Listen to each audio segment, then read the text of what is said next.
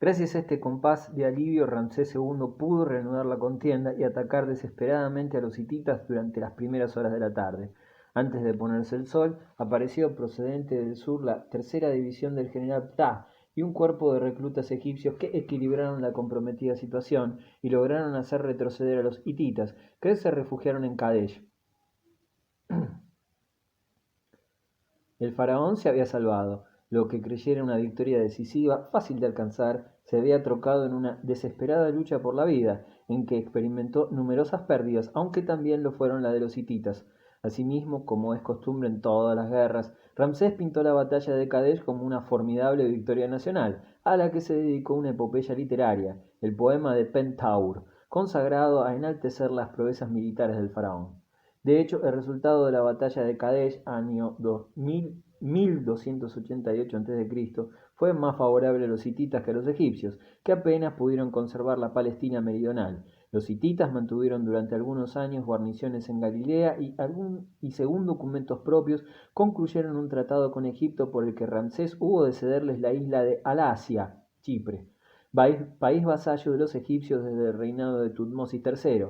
Aún pudo emprender Ramsés II otra ofensiva por el valle del Alto Orontes y comarcas de Siria, aunque con precarios resultados y sin obtener un dominio absoluto en aquellas regiones.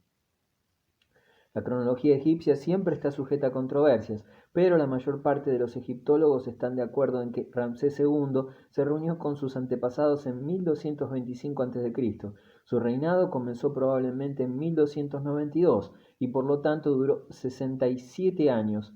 Sobrevivió a 12 posibles herederos, pero a su muerte dejó también una nutrida familia. Según la tradición, tuvo 79 hijos y 59 hijas, 138 hijos en total. Su momia se conserva en el Museo del Cairo.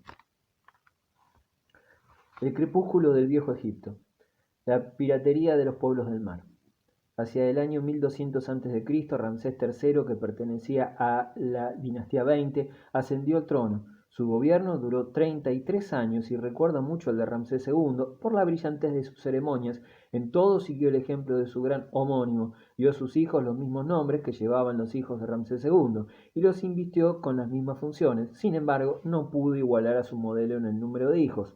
Durante el periodo de decadencia que siguió al enérgico reinado de Ramsés II, los libios se mostraron inquietos y belicosos, como ya ocurrió en otras ocasiones, robando y saqueando, invadieron el delta en gran número y ocuparon el país hasta las cercanías de Memphis. Los libios eran tanto más peligrosos cuanto que hacían causa común con los pueblos del mar.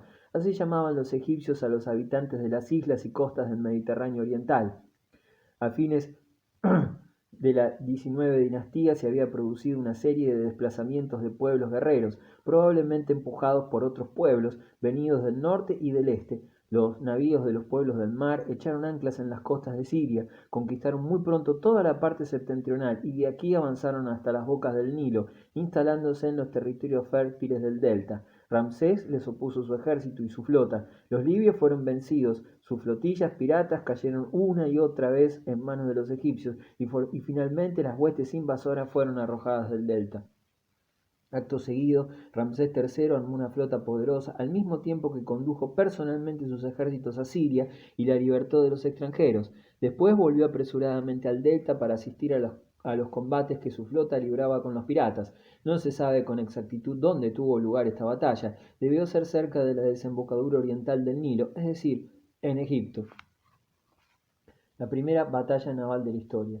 Desde sus navíos los célebres arqueros egipcios sembraron la muerte en los puentes de los buques enemigos, y cuando estos, acosados, se refugiaron en el puerto, fueron acogidos por una verdadera lluvia de flechas.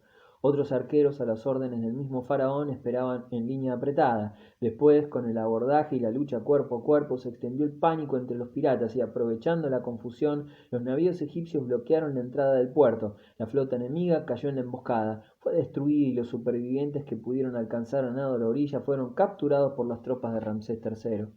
Este combate es de importancia excepcional porque se trata de la más antigua batalla naval que se conoce, y su resultado fue definitivo para el desarrollo de la guerra. Los egipcios vencedores gozaron de la paz alcanzada y Ramsés pudo consagrarse por entero lo que más le complacía, la construcción de templos colosales.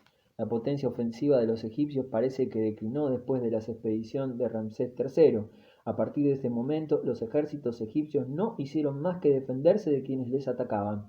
Los egipcios eran, por naturaleza, un pueblo pacífico. Solo en casos extremos podía hacerse de ellos soldados disciplinados, y aún así era necesario colocarlos a las órdenes de jefes competentes. Al contrario de los hijos del desierto de Libia, el egipcio no gustaba de la guerra por la guerra, sino que prefería vivir tranquilo en el trozo de tierra donde había nacido. El ideal del egipcio era llegar a ser escriba del faraón o de algún gran señor, y ningún padre estaba satisfecho hasta que alguno de sus hijos ocupara dicho cargo. A veces se ha comparado a los egipcios con los chinos, por ser dos pueblos de agricultores pacíficos y apegados a la tradición. Como los antiguos chinos, los egipcios se mostraban muy humanos, sin embargo trataban muy duramente a los pueblos vencidos, como atestiguan los frescos que se encuentran en sus templos y que muestran sacrificios de prisioneros de guerra al dios Amón, pero nunca cargaron su conciencia con actos de barbarie como acostumbraban a hacer los asirios. Por ejemplo, estos cortaban la nariz y las orejas a sus prisioneros y les arrancaban los ojos o los desollaban vivos. Luego esculpían estos suplicios en bajorrelieves, mostrando en ello un visible placer. Otro periodo de decadencia.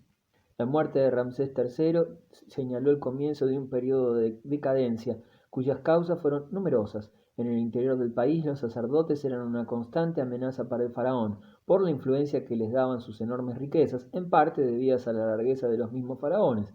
Reyes y pueblos les habían colmado siempre de regalos. Los sacerdotes gozaron de su edad dorada durante la dinastía XVIII, en la época de las expediciones de Asia. Las inscripciones de Karnak nos hablan de las fabulosas ofrendas de Tutmosis a los templos de Amón, jardines, los campos más fértiles, grandes rebaños y tesoros de plata, oro, lapislázuli y piedras preciosas, así como millares de prisioneros asiáticos y de Nubia para trabajar las tierras del dios, llenar los graneros de trigo, hilar la lana y tejer las telas. Además, Tutmosis ofreció a Amón 3 ciudades conquistadas en Siria, cuyos habitantes llegaron a pagar un tributo anual al dios. También Seti I y sus sucesores procedieron de la misma manera respecto a los sacerdotes. Gracias a las enormes riquezas que atesoraban los templos, el sumo sacerdote de Amón llegó a ser el personaje más poderoso del país, después del rey, y los testimonios de honor que le confería el faraón eran tan grandes que se habría podido preguntar quién de los dos era el verdadero señor de Egipto. Este estado dentro del estado que formaban los sacerdotes era tanto más peligroso cuanto que la dignidad del sumo sacerdote era hereditaria, o sea, reservada a una sola familia. Otro peligro que amenazaba al imperio del faraón en esta época era el ejército egipcio, que se componía principalmente de mercenarios extranjeros, siempre dispuestos a ofrecerse al mejor postor. La decadencia se manifestó con la pérdida progresiva de las posiciones egipcias en Asia. Después, hacia el 1100 a.C., el último faraón de la dinastía 20 fue derrocado y su sucesor fundó una nueva dinastía, la 21. Durante un periodo de unos 150 años, ésta reinó sobre Tebas y el Alto Egipto, si bien otros reyes ejercían el poder en el Bajo Egipto, cuya capital era Tanis. El estancamiento militar de las dinastías 18 y 19 se transformó en una especie de clero bajo la autoridad del sumo sacerdote de Tebas. Al terminar la dinastía de sacerdotes hacia el 950 a.C., el país de los faraones fue regido durante unos 200 años por una dinastía libia y después por soberanos nubios durante otros 150 años.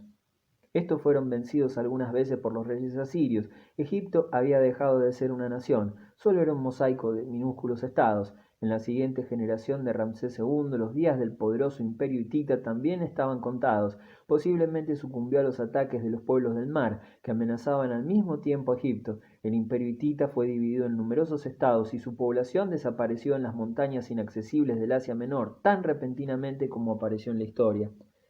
Varios siglos después de su caída, el imperio hitita seguiría viviendo en la mente de los egipcios. En un panegírico a Ramsés IV, hacia el 1150 a.C., se lee: «Tú invades el país de los hititas, tú haces temblar allí a las montañas y las colinas». En el siglo VI a.C., primer periodo de influencia griega en Egipto, se grabó sobre la puerta de un templo de Tebas la silueta de un rey de Egipto que dice Amín, Dios de la fecundidad y protector de los egipcios en el extranjero. Yo encadeno a mi enemigo, yo arrojo al hitita a tus pies. Ahí está, echado ante ti, sus propios cabellos le sirven de lazo. De la restauración saíta a Alejandro Magno. En el año 663 a.C., un príncipe egipcio de Sais, ciudad del delta, consiguió expulsar a los asirios de Egipto y llegó a convertirse en el padre de la célebre dinastía 26, que recobró el esplendor del imperio. Este proceso de restauración había empezado por otra parte con los reyes nubios, pero la fuerza creadora de los egipcios en el terreno cultural estaba agotada y tomaron al imperio antiguo como modelo de todas las disciplinas, tanto en las ciencias como en las artes. Con facilidad se pueden confundir los templos, tumbas, estatuas y frescos del período saíta con las obras del imperio antiguo, y llega a ser tan cuidada la imitación que solo el ojo experto puede distinguir la copia del original. Nos hallamos ante un pueblo de vieja cultura, que trata conscientemente de revivir un periodo pasado por el que siente admiración.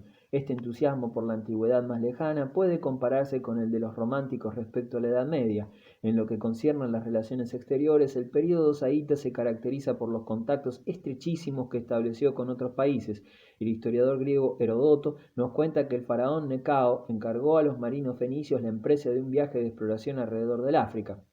Esta restauración del imperio de los faraones duró alrededor de un siglo. En 525 los egipcios fueron sometidos por los persas, y cuando el imperio persa fue sometido a su vez por el joven conquistador griego Alejandro Magno, Egipto formó parte del botín. A la muerte de Alejandro, el imperio creado en tan poco tiempo fue repartido entre los lugartenientes del Macedonio. Egipto correspondió a Ptolomeo. Durante su reinado y el de sus seguidores, el país conoció 3 siglos de prosperidad, pero las discordias intestinas debilitaron el reino y por fin cayó en manos de los romanos en el año 31 a.C. Igual que los Ptolomeos, los emperadores romanos dieron pruebas de comprensión y respeto hacia la vieja cultura egipcia, incluso levantaron templos en honor de los antiguos dioses. El más célebre de la época de los Ptolomeos fue el de Edfu, a mitad de camino entre Luxor y Asuán, que hoy es el mejor conservado de todos los templos egipcios. Este monumento nos da una idea exactísima de lo que era un gran templo egipcio, ya que, construido durante los últimos siglos anteriores a Cristo, tiene gran semejanza con los santuarios erigidos 2000 años antes, excelente prueba del ultraconservadurismo de los egipcios. La riquísima arqueología egipcia. Los jeroglíficos son descifrados. Hipótesis y realidad de los jeroglíficos. Hasta tanto no fueron descifrados los jeroglifos, la edad de oro del país del Nilo fue un misterio para los historiadores de otros tiempos, y se formularon proposiciones un tanto descabelladas. Una de ellas fue pretender descifrar los textos como si fueran acertijos y extraer verdades desconocidas.